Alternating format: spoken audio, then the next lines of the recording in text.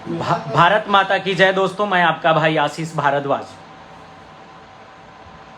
आपको ज्ञात होगा कि कल बीते रात हमारे डाल्टनगंज पलामू के डाल्टनगंज शहर के कांदू मोहल्ला जगह में हमारी एक नाबालिग और मुक बहन जो बोल नहीं पाती थी, 10 साल की छोटी नाबालिग बेटी को एक दरिंदे ने अपनी दरिंदगी का शिकार बनाया और उस जाहिल ने साक्ष्य मिटाने के लिए एक विभत्स और जघन्य घटना को अंजाम दिया।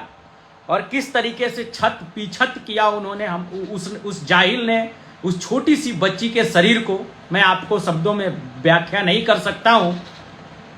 पोस्टमार्टम के उपरांत आज मैं दाह संस्कार में गया था और जब मैं वहां पहुंचा और उस परिवार की जो वेदना और कष्ट मैंने सुनी, यकीन मानिए कलेजा कांप गया,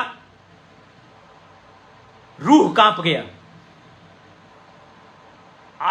अब इस परिदृश्य में हमारे डाल्टनगंज जैसे छोटे शहर में जब इस तरीके की मानसिकता, इस तरह की जहर, इस तरह की जाहिलियत, इस तरीके की दरिंदगी अगर किसी के दिमाग में पल रही है, तो अब तो डर है भैया। हर व्यक्ति के घर में मां है, बहन है, हर व्यक्ति के घर में परिवार है, आस पड़ोस समाज में ही सबको रहना है।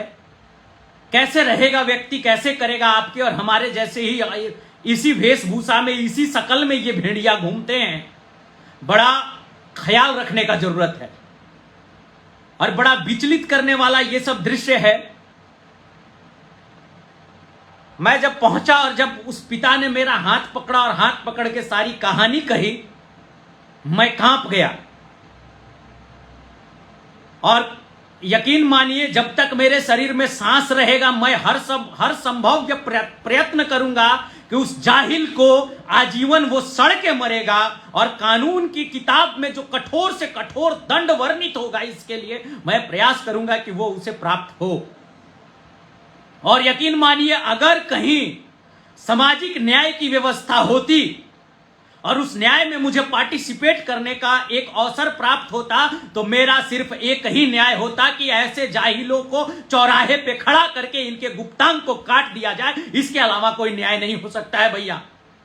एक पिता, एक माता, एक परिवार अपने बच्चों को पालता है, पोसता है, आस पड़ोस के लोगों से ही मेल जोल होता है लोगों का, और उसके घर में पड़ोसी के रूप में दरिंदा आ रहा है कि उसके घर में हित नाथ गोत जमात के रूप में दरिंदा आ रहा है, जाहिल आ रहा है उसके घर में। और इस तरह की मानसिकता पनप क्यों रही है? इस पे अब जो अपने आप को सिविल सोसाइटी के लोग कहते हैं, जो अपने आप को पथ प्रदर्शक कहते हैं, उनको भी इस पे बात करने की जरूरत होगी। इसका इंतजार मत करिए कि यह घटना आपके हमारे घर तक पहुंचे।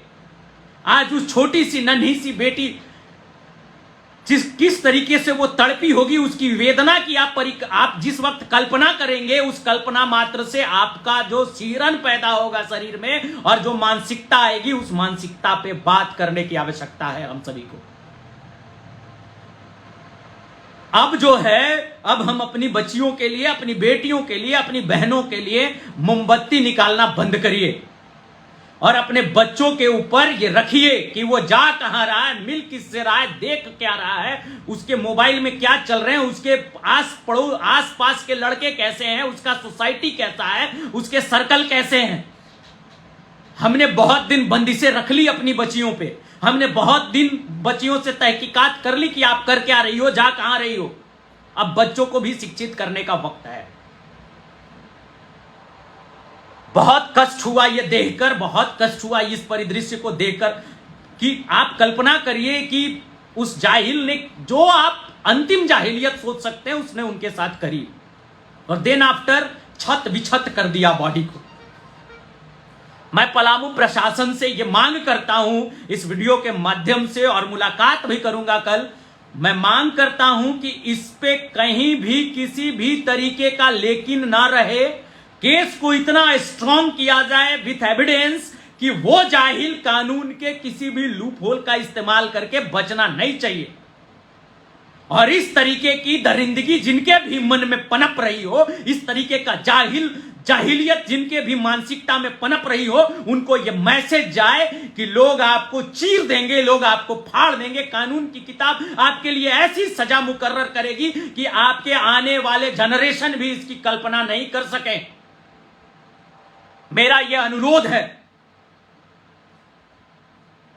यह बड़ी कष्टदायक बात है। हम हर एक व्यक्ति के घर में मां है, बेटी है, बहन है, और हर एक व्यक्ति के लिए यह सोचने का विषय है। सामाजिक सुरक्षा, पारिवारिक सुरक्षा ही प्रायोरिटी है। हर व्यक्ति कमा खा लेता है भैया, उसकी दशा किसी भी तरीके से जीवन यापन तो हो ही जाती है। पर हम और आप एक सभ्य समाज के रूप में, हम और आप अपने आप को एक सिविल सोसाइटी कहते हैं, तो क्या हम और आप अपनी बच्चियों को, अपनी बेटियों को, अपने लड़कों को, अपने घर परिवार को एक समुचित ऐसा वातावरण नहीं दे सकते हैं जिस वातावरण में वो अच्छे से रह सके, वो अच्छे से घूम सके, वो अपने आप को सुरक्षित महसूस करे, वो अपने आप का होने का, अपने वजूद का प्रदर्शन पर उसको कहीं ना कहीं पाबंदी महसूस ना हो? अगर ऐसा वातावरण नहीं दे सकते हैं तो आपको और हमको भी सिविल सोसाइटी और एक सभ्य सोसाइटी का नागरिक, एक अच्छे नागरिक के रूप में अपने आप को प्रदर्शित करने की तब तक आवश्यकता नहीं है जब तक हम और आप इस पर बात करने से डरते हैं। हम और आप इसलिए चुप रहते हैं क्योंकि यह हमारे घर का मामला नहीं है। मैं उन सभी लोगों से हाथ जोड़कर निवेदन करता हूं, कहीं भी देखिए, कहीं भी कुछ भी करिए, भैया बोलिए। मैं अनुरोध करूंगा कि सिर्फ हम बॉम्बे में घटित घटना, कलकत्ता में घटित घटना, दिल्ली में घटित घटनाओं पे मुखर ना हो, अपने आसपास भी देखे, अपने आसपास भी पहरेदारी करे, अपने आसपास भी मजबूती के साथ खड़े रहे। और कोई पिता, कोई माता कष्ट में दिखे, कोई बच्ची कष्ट में दिखे तो उसका बाप बनकर, उसका भाई बनकर, उसका दोस्त बनकर, उसका हित गोत परिवार बनकर उसके लिए खड़े रहें। अगर आप ये नहीं कर सकते हैं तो आपको मनुष्य जीवन पे धिक्कार है और आपकी मर्दानगी पे धिक्कार है। मर्द इसको नहीं कहते हैं कि किसी की बेटी, किसी की बहन को चलते फिरते आप टॉन्ट कर दे, इसको मर्दानगी नहीं, इसको जाहिलियत, इसको बेहुदगी, इसको नामर्दी कहते हैं। मर्दानगी इसमें होती है कि हम खड़े हो गए और हमारे खड़े होने से किसी की बेटी, किसी की बहन, किसी के परिवार और किसी के दरवाजे की इज्जत और शोभा बढ़ जाए। मर्दानगी इसको कहते हैं। मैं जब तक जीवित हूं, मैं इस लड़ाई को लड़ूंगा और मैं सुनिश्चित करूंगा कि उस जाहिल को कड़ी से कड़ी सजा हो और कानून की किताब में जो अंतिम सजा हो वो सजा प्राप्त हो। आपसे भी आग्रह है, इस पर बोलिएगा, इस पर लिखिएगा, इस पर कहिएगा। हम सिर्फ कलकत्ता की घटना पर मुखर होते हैं, हम सिर्फ दिल्ली की घटना पे मुखर होते हैं। हमारे आसपास भी बहुत कष्ट है लोगों को और बहुत ऐसी चीजें हो रही है, नजरअंदाज मत करिए भैया। वो मूक लड़की जो बोल नहीं पाती थी, छोटी सी बच्ची, वो प्यारी सी नन्ही सी जान जो मानसिक रूप से विक्षिप्त भी थी, उसको इस जाहिल ने अपनी दरिंदगी का शिकार बना के मार डाला। मैं जब से शमशान घाट से आया हूं, मैं इस घटना से बाहर निकल ही नहीं पा रहा हूं। मैं आपसे भी आग्रह करता हूं, इस पर बोलिएगा। और कल मैं एसपी महोदया से मिलने का प्रयास करता हूं। वो बहुत अच्छी हैं और वो बहुत संवेदनशील हैं, वो पलामू को समझती हैं, उन मुद्दों को समझती हैं। मैं उनसे बैठकर उनसे इन सभी चीज़ों पर बात करूंगा और मैं ये प्रयास करूंगा कि पलामू पुलिस अपने तरफ से कहीं भी कोई भी लेकिन ना बरते जिससे वो जाहिल बच जाए। जो भी भाई जुड़े सबका बहुत धन्यवाद।